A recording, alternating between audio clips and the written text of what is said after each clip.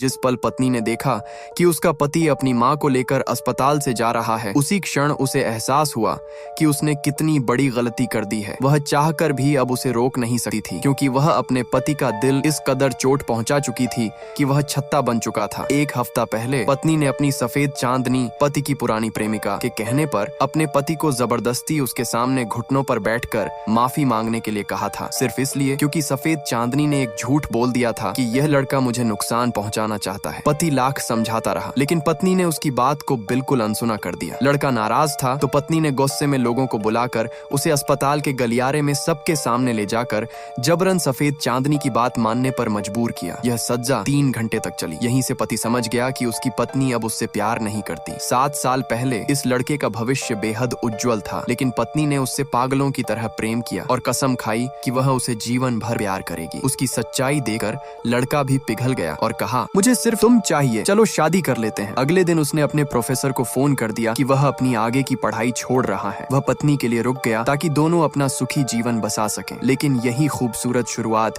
आज एक टूटे हुए अंत में बदल चुकी है। 7 साल बाद एक दिन लड़के की माँ की हालत अचानक बहुत खराब हो गई। उसी समय उसे पता चला कि किसी ने दिल दान किया है और उसकी माँ को बचाया जा सकता है। लेकिन तभी पत्नी गुस्से में अस्पताल पहुँच गई। वह चिल्लाई, लू श्वे, मेरी माँ का दिल तुमने पहले ही ले लिया है। ये सब तुम्हारी ही चाल है। शादी भी तुमने सिर्फ इसलिए की थी ताकि लू परिवार की दौलत हड़प सको और फिर अपने बचपन के प्रेमी के साथ आराम से रह सको। लड़का यह सुनकर पूरी तरह टूट गया। वह नहीं जानता था कि पत्नी के भाई और सफेद चांदनी दोनों मिलकर उसे फंसा रहे थे। वे पत्नी की संपत्ति हड़पना चाहते थे, इसीलिए उन्होंने पत्नी के दिमाग में जहर घोला और उसे पति से नफरत दिलाई। उन्होंने लड़के की माँ की बीमारी का फायदा उठाकर उसे एक समझौते पर साइन करने को मजबूर किया, जिसमें उसे दान करने से मना करना था ताकि यह दिल नकली बीमार सफेद चांदनी के काम आ सके।